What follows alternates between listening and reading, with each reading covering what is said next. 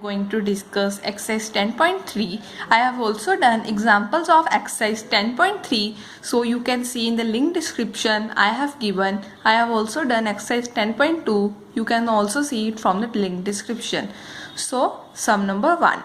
Find the angle between two vectors A and B with magnitude √3 and 2 respectively having A vector dot B vector equals to 6. इसमें concept पढ़े हैं आपको मैं questions के साथ साथ इसके सारे कॉन्सेप्ट समझा दूंगी. अब उन्होंने बोला हुआ है एंगल का हमारे पास फॉर्मूला होता है. अगर कभी भी आ जाए हमें एंगल निकालना, हमारे पास फॉर्मूला होता है A vector dot B vector, ए का मैग्नीट्यूड बी का मैग्नीट्यूड कॉस थीटा. हमने एंगल निकालना तो हम यहाँ से एंगल की वैल्यू निकाल लेंगे. कॉस थीटा, एंगल का फॉर्मूला क्या बन जाएगा, A vector dot B vector upon A का मैग्नीट्यूड अपॉन बी का वेक्टर का मैग्नीट्यूड. अब उन्होंने ये मैग्नीट्यूड होता है हमारे पास, जो ये होता है साथ में ए के साथ ये होता है मैग्नीट्यूड, ठीक है ना. उन्होंने दिया हुआ है two vectors A and be with magnitude. इसका मतलब ए का मैग्नीट्यूड क्या है √3 और b का मैग्नीट्यूड क्या है 2 रिस्पेक्टिवली हैविंग. और हमें ये क्या दिया हुआ है a vector dot b vector क्या दिया हुआ है √6. हम यहाँ पर cos थीटा, यहाँ पर इनकी वैल्यू निकाल के थीटा की वैल्यू निकाल सकते हैं ना. तो हम यहाँ पर थीटा की पुट करेंगे इसकी जगह. cos थीटा वैसे रहने देंगे क्योंकि हमने थीटा निकालना है. और a vector dot b vector क्या दिया हुआ है √6, हमने यहाँ पर पुट कर दिया. और हमें ए वेक्टर का मैग्नीट्यूड क्या दिया हुआ हमें √3, ठीक है ना. और बी वेक्टर के मैग्नीट्यूड क्या हमें दिया हुआ है 2, ठीक है ना. अब हम cos थीटा, ये इसके साथ कटिंग होगी, यहाँ पर आ गया √2 तो ऐसे रह गया. और 2 को हम क्या लिख सकते हैं √2 लिख सकते हैं ना. तो ये कट हो गए. cos थीटा इक्वल्स टू 1/√2, ठीक है ना. cos थीटा, cos के टेबल में 1/√2 कहाँ पे जाता है cos 45 पे. ये थीटा कट के cos कट के थीटा की वैल्यू को आ गई π/4. So this is the answer. Find the angle between the vectors. इसके और इसके बीच में हमने एंगल निकालना है. हम इसको ए वेक्टर ले लेते हैं. ए वेक्टर हमारे पास आ गया i cap -2j cap plus 3k cap. और हम इसे बी वेक्टर ले लेते हैं.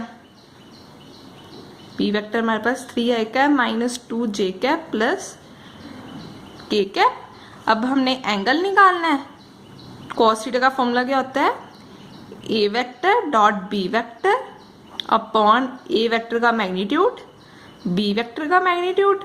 हम पहले इसको तो पहले ए वेक्टर का मैग्नीट्यूड निकालेंगे और बी वेक्टर का मैग्नीट्यूड निकालेंगे क्योंकि हमें यहाँ पर चाहिए. हम इसका ए वेक्टर का मैग्नीट्यूड कैसे निकालेंगे, ए वेक्टर का मैग्नीट्यूड इसके आगे कोएफिशिएंट 1 है, 1 का स्क्वायर प्लस -2 का स्क्वायर प्लस 3 का स्क्वायर. ये हमारे पास आ गया 1 4 9 114. अब हम बी वेक्टर का मैग्नीट्यूड निकालेंगे. ये 3 का स्क्वायर प्लस -2 का स्क्वायर प्लस 1 का स्क्वायर. ये हमारे पास आ गया 9 प्लस 4 प्लस 1. ये भी हमारे पास 114 आ गया. अब हम यहाँ पर वैल्यूज पुट करेंगे.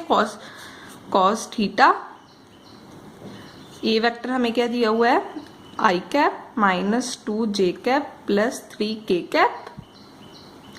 और बी वेक्टर हमें क्या दिया हुआ है 3i cap -2j cap plus k cap upon A vector का मैग्नीट्यूड का हमने निकाला है 114 और इसका मैग्नीट्यूड का निकाला है 114. अब मैं आपको इसमें एक फॉर्मूला बताना चाहती हूँ. अगर हमारे पास i cap into I cap हो तो अब हम उसे क्या लिख सकते हैं 1. वैसे j इंटू जे हो तो हम उसके क्या लिख सकते हैं 1, ठीक है. अब हमने डॉट प्रोडक्ट में ऐसा होता है, ठीक है ना. अब हम 1 1 इंटू 3 आई कैप साइड, ये तो 1 नहीं हो जाएगा, ये इसको इसका मल्टीप्लाई किया 3 आ गया, और -2 इंटू -2 +4, और +3 इंटू 1 +3, क्योंकि i इंटू आई, आप पूछोगे इसके सामने हमने आई कैप क्यों नहीं निकाला, क्योंकि i इंटू आई क्या होता है डॉट प्रोडक्ट में 1, ठीक है ना, अपॉन 114 तो हमारे पास यहाँ पर क्या आ गया, cos थीटा इक्वल्स टू 10, 114 क्या हो गया 14, अब यहाँ से थीटा की वैल्यू आ गई cos inverse 10/14, so this is the answer. Third sum, find the projection of the vector I cap minus j cap on the vector I cap plus j cap. इसमें अगर हमने बोला हो find the projection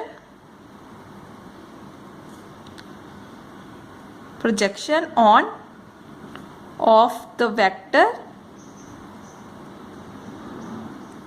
a on b, पहले आपको मैं simple बता रही हूँ, पहले हम a और b बोला हो तो हम इसमें क्या फॉर्मूला लगाएंगे, a वेक्टर और b वेक्टर को हम ऐसे लिख लेंगे, जिसके ऊपर निकालना होगा हम उसका नीचे मैग्नीट्यूड लिख देंगे, ठीक है ना, जो निकालना हो ऑन b बोला ना, तो जिसके ऊपर निकालना है हम उसका नीचे b वेक्टर का मैग्नीट्यूड लिख देंगे। अब उन्होंने हम इसको a वेक्टर ले लेती हूँ आई कैप माइनस जे कैप, और इसको b वेक्टर ले लेती हूँ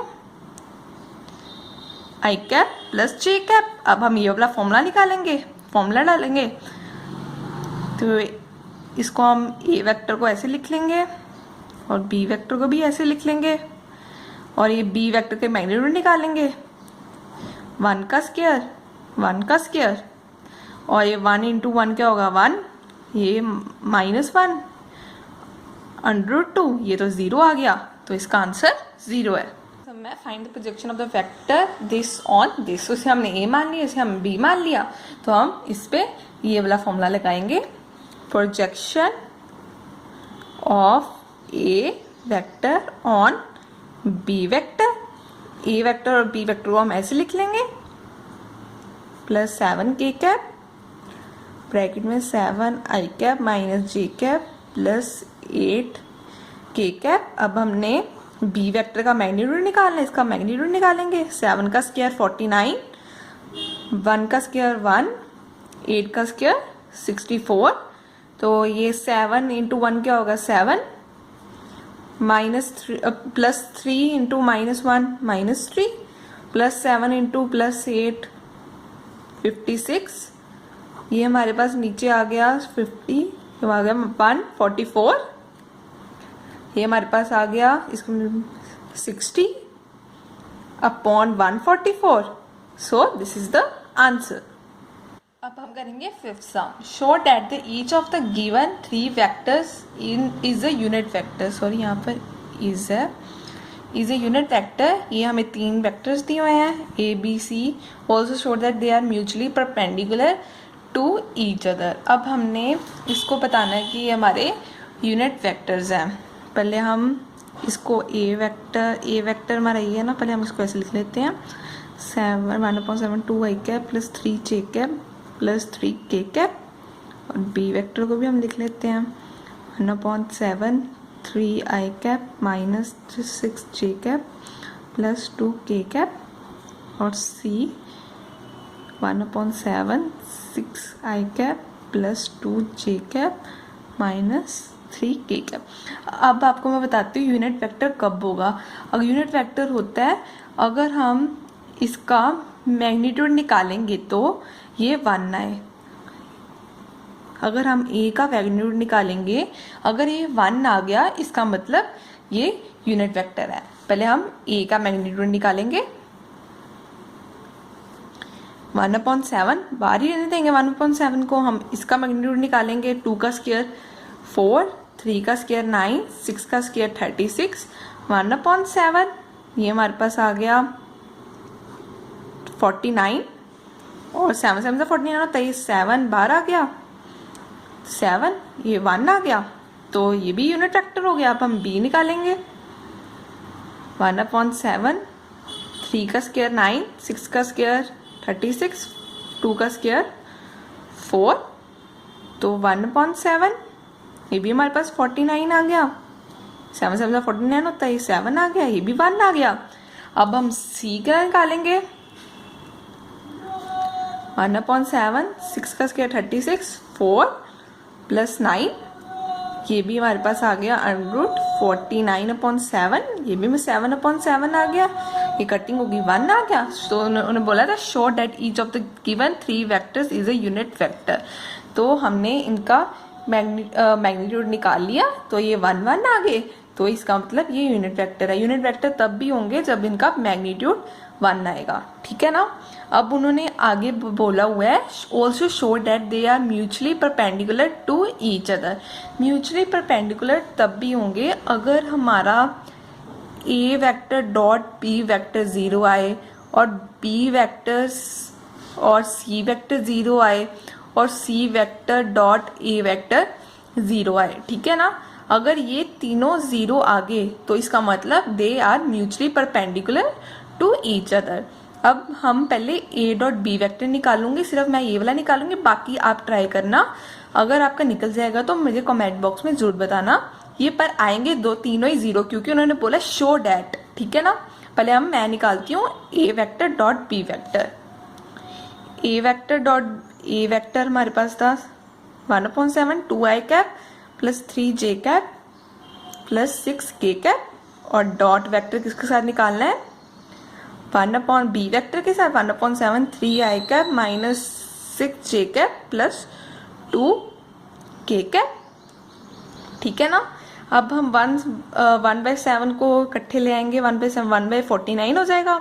हम 2 को इसके साथ मल्टीप्लाई करेंगे तो आ गया 6, 3 को इसके साथ करेंगे तो 6 के साथ -18, 6 को हम इसके साथ करेंगे तो ये +12, तो ये तो 1/49 12 -12 -12 + 12, तो ये आ गया 0।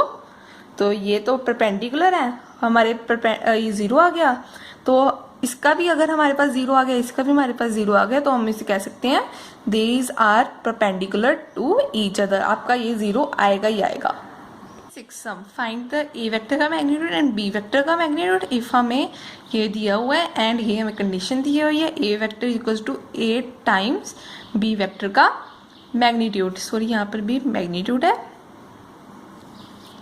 ठीक है। अब हम ये वाली स्टेटमेंट को लेंगे, A vector plus B vector bracket में A vector minus B vector equals to 8। ये डॉट प्रोडक्ट है, हम ए वेक्टर को पहले मल्टीप्लाई करेंगे, ए वेक्टर माइनस बी वेक्टर, और बी वेक्टर को उसके साथ करेंगे ए वेक्टर माइनस बी वेक्टर के साथ, और ए वेक्टर आ गया, और ये हमारे पास आ गया A vector B vector plus B vector A vector minus B vector equals to 8। अब मैं आपको बताना चाहती हूँ, अगर हमारे पास ए वेक्टर हो, हम इसे क्या लिख सकते हैं, ए वेक्टर के मैग्नीट्यूड का स्क्वायर। ऐसे ही यहाँ पर हमारे पास बी वेक्टर है, बी वेक्टर को हम क्या लिख सकते हैं, बी वेक्टर के मैग्नीट्यूड का स्क्वायर। और एक और हमारे पास प्रॉपर्टी होती है, अगर ए वेक्टर बी वेक्टर है, हम इसे बी वेक्टर ए वेक्टर भी लिख सकते हैं, क्योंकि ये कॉम्यूटेटिव है। तो हमने ए वेक्टर को लिख लेना है ए वेक्टर का मैग्नीट्यूड का स्क्वायर, और ए वेक्टर बी वेक्टर को हम क्या लिख सकते हैं, बी का, पहले हम इसको ऐसे रहने देंगे, दूसरे में चेंज करते हैं, और हम इसके क्या लिख सकते हैं, इस टर्म को बी वेक्टर का इसको भी लिख सकते हैं ना, प्लस मैंने आपको क्या बताया था, बी वेक्टर ए वेक्टर को हम किसके इक्वल लिख सकते हैं, ए वेक्टर बी वेक्टर के। ये हमारे पास आ गया ए वेक्टर बी वेक्टर, और इसको क्या लिख सकते हैं, बी वेक्टर के मैग्नीट्यूड का स्क्वायर, ठीक है, इक्वल्स टू 8। ये तो हमारा कट के, और हमारे पास क्या रह गया, ए वेक्टर के मैग्नीट्यूड का स्क्वायर माइनस बी वेक्टर के मैग्नीट्यूड का स्क्वायर इक्वल्स टू 8। अब हमें उन्होंने कंडीशन क्या दी हुई है, A vector equals to 8 times B vector का मैग्नीट्यूड था, तो हम इस कंडीशन को यहाँ पर पुट कर सकते हैं ना।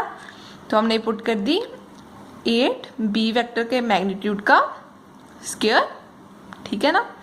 माइनस बी वेक्टर के मैग्नीट्यूड का स्क्वायर इक्वल्स टू 8। ये हमारे पास क्या आ गया 64, 8 का स्क्वायर 64, बी के मैग्नीट्यूड का स्क्वायर माइनस बी के मैग्नीट्यूड का स्क्वायर इक्वल्स टू 8। ये हमारे पास आ गया 63, बी के मैग्नीट्यूड का स्क्वायर इक्वल्स टू 8।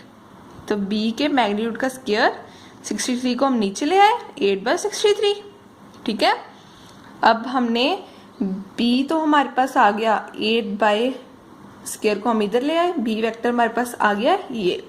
अब हमारे पास कंडीशन क्या थी, a vector equals to 8 times b vector हमें दी हुई थी ना कंडीशन। अब हमने a की वैल्यू निकालनी है, तो इस b वेक्टर को यहाँ पे पुट कर देंगे तो हमारी क्या a वेक्टर की वैल्यू आ जाएगी। तो ये हमारे पास क्या है 8/63 √8/63। सो ये हमारे पास आ गया a वेक्टर और ये आ गया हमारे पास b वेक्टर। ठीक है ना, तो हमें यही चाहिए था। So this is the answer. So इसके साथ मैग्नीट्यूड भी है दोनों के साथ। So this is the answer.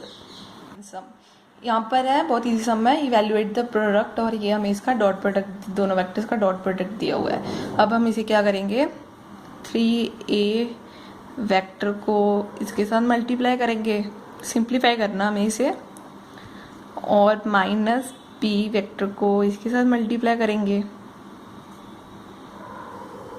ठीक है ना, इसको इसके साथ और इसको इसके साथ, और ये हमारे पास आ गया 6 a vector 7 3s are 21 a vector 21 a vector b vector और माइनस 5 2s are 10, साथ में क्या है b वेक्टर a वेक्टर, और ये इसके साथ माइनस 35 b वेक्टर मैंने आपको पीछे बताया था ना, a वेक्टर का लिख सकते हैं a के मैग्नीट्यूड का स्क्वायर प्लस तो 2a कैप b कैप, और हम b कैप माइनस 10, और b वेक्टर a वेक्टर को हम क्या लिख सकते हैं a वेक्टर b वेक्टर ही लिख सकते हैं। ठीक है ना, और माइनस 35 b का वेक्टर का मैग्नीट्यूड का स्क्वायर, और अब हम सॉरी यहाँ पर 21 है तो हम इसको सिंप्लीफाई, इसको लिख लेंगे सिंप्लीफाई करके। तो ये आ गया 11 e vector b vector minus 35 b vector के मैग्नीट्यूड का square. So evaluate the product हमारे पास ये हो गया, बहुत इजी क्वेश्चन था। So this is the answer.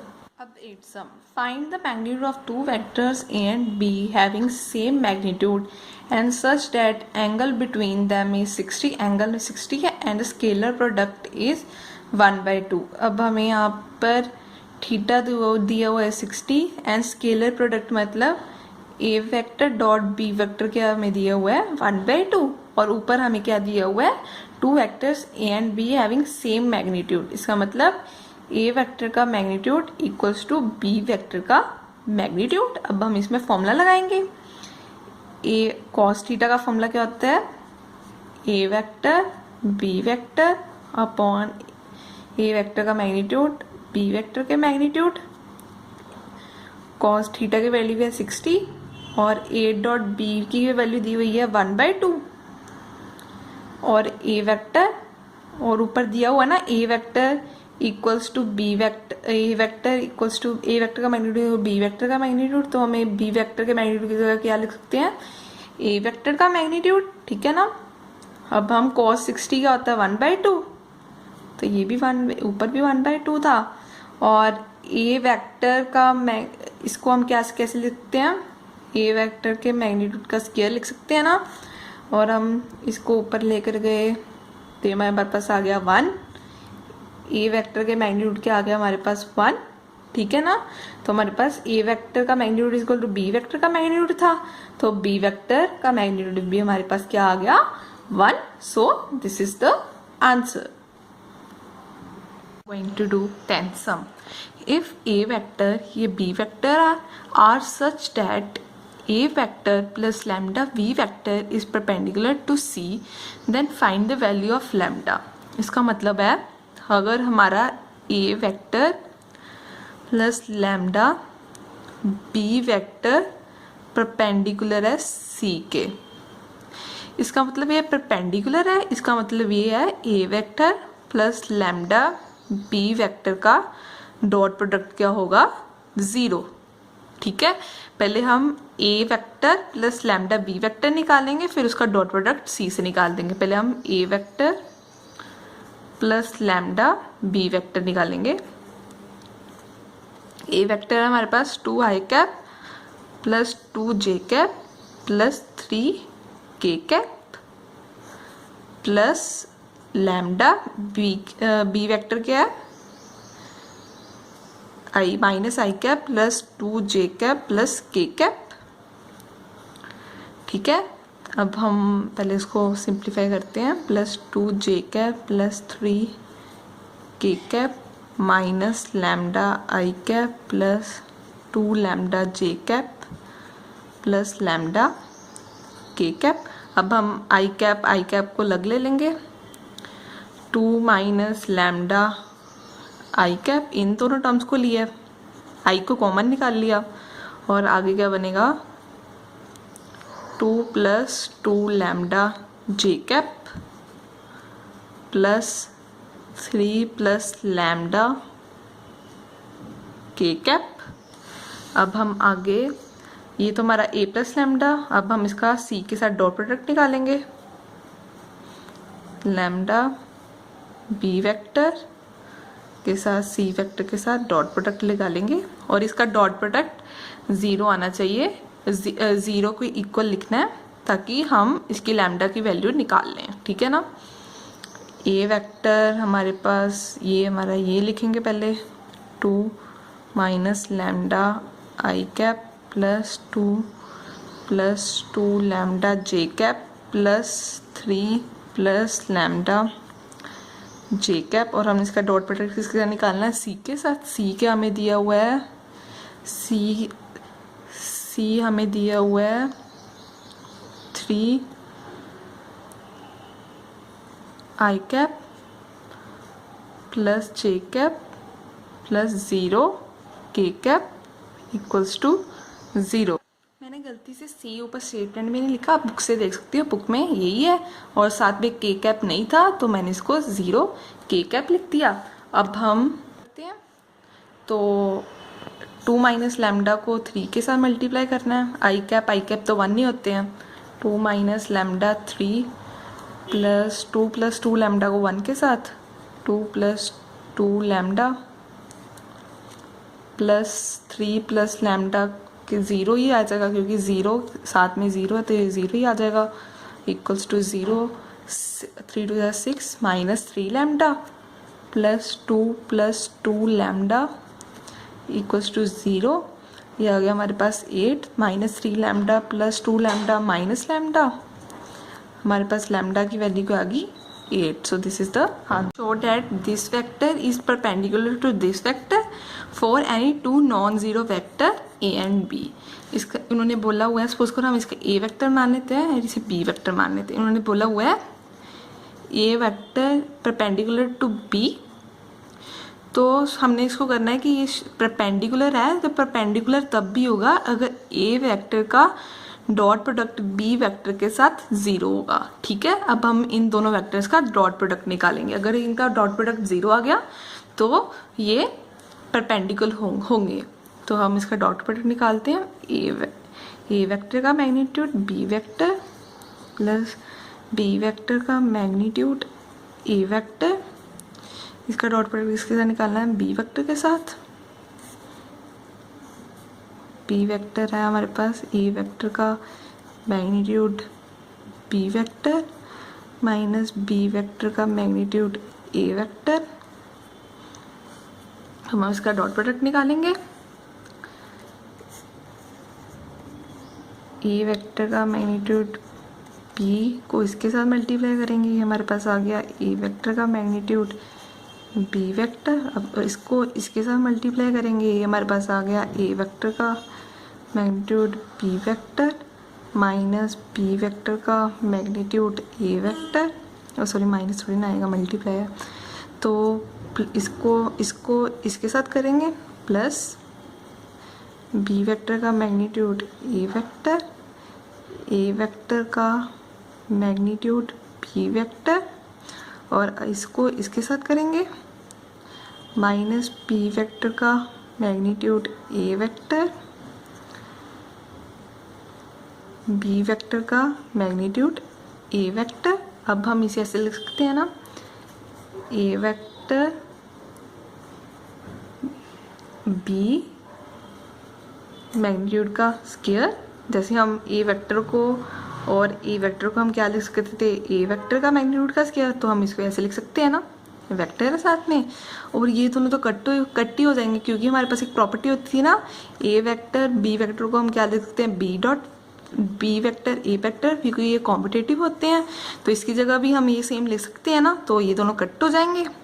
ठीक है, अब हम इसे ऐसे लिख सकते हैं ना, इसी टर्म में इसको ऐसे लिख सकते हैं ना, ए वेक्टर का मैग्नीट्यूड का स्क्वायर। ठीक है ना, अब हम इसे सॉल्व करेंगे। इसे कैसे लिख सकते हैं, इसे ऐसे लिख सकते हैं ना, ए वेक्टर का मैग्नीट्यूड का स्क्वायर बी वेक्टर के मैग्नीट्यूड का स्क्वायर माइनस बी वेक्टर के मैग्नीट्यूड का स्क्वायर ए वेक्टर के मैग्नीट्यूड का स्क्वायर। तो ये दोनों कट हो गए, तो ये हमारा आ गया 0। तो ये हमारा शो हो गया कि ये परपेंडिकुलर है, क्योंकि हमने क्या शो करना था, show that these is perpendicular for any two non zero vector. तो हमारा 0 आ गया। So this is the answer. If a vector dot a vector equals to 0 and a vector dot b vector equal to 0, then what about the vector b? अब हम a vector dot a vector हमारे पास 0, तो हम a vector का magnitude का square तो लिख ही सकते हैं इसे। तो a वेक्टर का मैग्नीट्यूड हमारे पास क्या आ गया, 0, और हमारे पास क्या है, एक हमारे पास ये कंडीशन है, a vector dot b vector equals to 0। अब हमारे पास cos थीटा का फॉर्मूला क्या होता है, A vector dot B vector upon A vector का मैग्नीट्यूड बी वेक्टर का मैग्नीट्यूड। अब हमारे पास cos theta A vector B vector क्या हमारे पास 0 दिया हुआ है, और ए वेक्टर का मैग्नीट्यूड भी हमारे पास क्या दिया हुआ है, 0। तो हम बी वेक्टर को ऐसे लिख सकते हैं। अब उन्होंने बोला B what about the B vector, अगर हम बी को यहाँ पर जो मर्जी पुट करें, हमेशा आंसर तो 0 ही आएगा, चाहे आप 1 पुट कर लो, 2 पुट कर लो, 3 पुट कर लो, तो आंसर तो हमारा 0 ही आएगा। So B can be any vector, यही है बस आंसर। तो आपको होप मुझे आपको समझ लग गई होगी। अगर समझ लग गई तो प्लीज़ मुझे कमेंट बॉक्स में बताना है इसके बारे।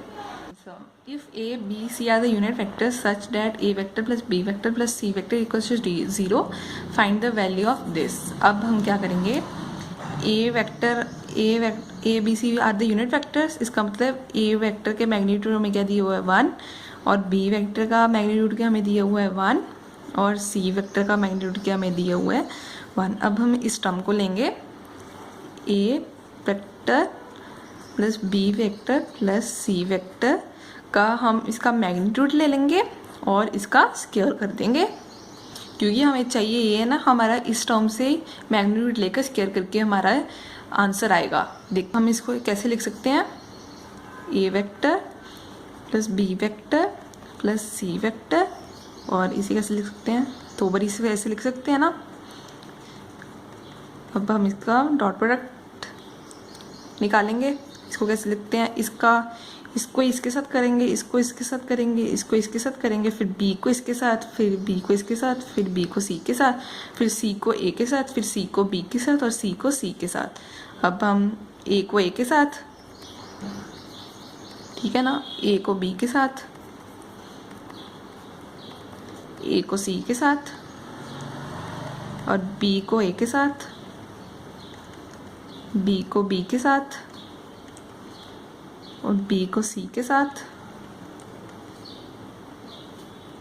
और सी को ए के साथ, सी को बी के साथ, और सी को सी के साथ। अब हम ए वेक्टर को लिख सकते हैं, ए वेक्टर के मैग्नीट्यूड का स्क्वायर, और ए वेक्टर बी वेक्टर, और हम यहाँ पर बी वेक्टर ए वेक्टर को हमारे पास प्रॉपर्टी यही होती थी ना, ए वेक्टर बी वेक्टर को हम क्या लिख सकते हैं, बी वेक्टर ए वेक्टर के इक्वल ही होता है, तो बी वेक्टर ए वेक्टर को हम ए वेक्टर बी वेक्टर तो लिख ही सकते हैं, ठीक है ना। ए वेक्टर सी वेक्टर और इसको हम ए वेक्टर बी वेक्टर तो लिख ही सकते हैं, और बी वेक्टर को हम क्या लिख सकते हैं, बी वेक्टर के मैग्नीट्यूड का स्क्वायर, और हम बी सी है, बी सी हम, और ए सी था तो ए सी को भी हम इसको ऐसे लिख सकते हैं ए सी, क्योंकि ये कन्वर्स कॉम्यूटेटिव है तो हम इसको भी बी सी लिख ही सकते हैं। और ये क्या आ गया, सी वेक्टर के मैग्नीट्यूड का स्क्वायर, और ये हमारे पास आ गया ए वेक्टर के मैग्नीट्यूड का स्क्वायर, और बी वेक्टर हमारे पास 2 बारी हैं तो हम इसको क्या लिख लिया 2 ए वेक्टर बी वेक्टर, और ए वेक्टर सी वेक्टर हमारे पास कितने बारी है, 2 बारी, 2 ए वेक्टर सी वेक्टर आ गया, और हमारे पास बी सी वेक्टर कितनी बारी है, 2 बारी, ये भी आ गया 2 बी वेक्टर सी वेक्टर, और हमारे पास बी वेक्टर मैग्नीट्यूड का स्क्वायर प्लस सी वेक्टर के मैग्नीट्यूड का स्क्वायर। अब हमारे पास ए वेक्टर के मैग्नीट्यूड हमें क्या दिए हुए है 1, ठीक है ना, और बी वेक्टर का मैग्नीट्यूड हमें, इसको मैं इकट्ठे लिख रही हूँ इन तीनों टर्म्स को, इसका भी vector magnitude 1 2 A plus 2 A B plus 2 A C plus 2 B C. तो हम इसका निकाल रहे थे A vector B vector C vector को हम क्या लिख सकते हैं 0, ठीक है, लिख दिया 0, ये आ गया 3, हमने इसमें से 2 कॉमन ले लिया इन तीनों टर्म्स में से, ये आ गया A vector B vector plus A vector C vector plus B vector C vector, ठीक है ना। अब हम 3 को उधर ले आए, ये हो गया -3, ये 2 A vector B vector plus A vector C vector plus B vector C vector, हम 2 को इधर ले आए, 3/2 हो गया, A vector B vector plus A vector C vector plus B vector C vector. So इसका आंसर क्या आ गया ये, और हमें चाहिए भी क्या था ये, तो सेम आ गया आंसर हमारा। So this is the answer. If either vector A vector equals to 0 और B vector equals to 0, then A dot B का प्रोडक्ट होगा 0, but converse need not to be true, justify with example. इसका मतलब है अगर A vector dot B vector 0 है, इसमें जहाँ ए 0 होगा या बी 0 होगा, but converse need to not to be true. इसका मतलब अगर हम इसका उल्टा लेंगे तो ये ट्रू नहीं होना चाहिए। उन्होंने बोला कि एग्जाम्पल के साथ प्रूफ करो। अब हम इसमें ए वेक्टर लेंगे जिसका डॉट प्रोडक्ट 0 होगा, ए और बी वेक्टर लेंगे जिनका डॉट प्रोडक्ट 0 होगा। ए वेक्टर हमने ले लिया आई कैप प्लस जे कैप प्लस के कैप, और बी वेक्टर हो गया हमारा आई कैप प्लस जे कैप -2 के कैप। अगर हम इसका ए वेक्टर इसका डॉट प्रोडक्ट लेंगे 1 × 1 1, जे का जे के साथ 1 × 1 और के का के साथ 1 × -2 इसका डॉट प्रोडक्ट क्या आ गया 0। इसमें ना ए 0 था ना इसमें बी 0 था, इसलिए A vector B vector is equal to 0, but A vector equals to not equal to 0 and B vector not equals to 0। एक नॉट इक्वल्स के ऐसे लिख लेते हैं, not equals to 0। So this converts need not to be true. ठीक है, आपको समझ लग गई होगी। Sum if vector A B C of a triangle A B C are this respectively, then find angle ABC angle A B C is the angle between B A and B C. इसका मतलब पहले हम B ए B सी निकालेंगे, फिर हम इसको cos theta का formula लगा देंगे जिससे हमारे पास एंगल आ जाएगा। ठीक है ना। अब हम ए को वेक्टर फॉर्म में कैसे लिख सकते हैं, i cap plus 2 cap plus 3 cap में, और बी वेक्टर को हम कैसे लिख सकते हैं, minus i cap plus 0 J cap plus 0 के कैप, और हम सी वेक्टर को कैसे लिख सकते हैं, 0 I cap plus 1 J cap plus 2 K cap. इसका मतलब हमने एंगल निकालना है B A and B C का। पहले हम B A and B C find out करेंगे। बी ए वेक्टर क्या आएगा हमारे पास, बी ए मतलब ए में से हमने बी को माइनस करना है, ए में से हमने बी को माइनस करना है। ये आ गया 1 माइनस माइनस प्लस आई कैप, ठीक है ना। और बी में से ए को माइनस करना है, 2 j cap plus 3 k cap. ये हमारे पास बी ए वेक्टर का गया 2 i cap plus 2 j cap plus 3 k cap. अब हम बी सी वेक्टर निकालेंगे। सी में से बी को माइनस करना है, 0, ये तो माइनस माइनस प्लस हो जाएंगे, आई कैप, बी में से सी को 1 J cap plus 2 K cap. ये हमारे पास आ गया 1 आई cap plus 1 J cap plus 2 K cap. अब हमने एंगल निकालना है। कॉस थीटा का हमारे पास फॉर्मूला क्या होता है, A vector B vector upon A vector का मैग्नीट्यूड बी वेक्टर का मैग्नीट्यूड। अब हमारे पास ए यहाँ पर ए और बी यहाँ पर ए है, तो हम पहले इसका मैग्नीट्यूड निकालेंगे। ए का बी ए का मैग्नीट्यूड क्या आएगा, 2 का स्क्वायर, 2 का स्क्वायर प्लस 3 का स्क्वायर। ये आ गया हमारे पास 4 4 9, ये आ गया 117। अब हम बी सी का मैग्नीट्यूड निकालेंगे। बी सी का मैग्नीट्यूड क्या आ गया हमारे पास, 1 का स्क्वायर 1 का स्क्वायर प्लस 2 का स्क्वायर। ये हमारे पास आ गया √6। अब हम इसमें ये फॉर्मूला लगाएंगे, कॉस थीटा इक्वल्स टू ए, इसमें डाल देंगे 3 के कैप, और इसको भी ऐसे लिख देंगे, बी सी को यहाँ पर लिख देंगे जे कैप प्लस 2 के कैप, और इसका मैग्नीट्यूड दोनों के नीचे लिखेंगे, √6 √7 17। और अब हम इसका डॉट प्रोडक्ट निकालेंगे। Cos theta dot product 2 × 2 2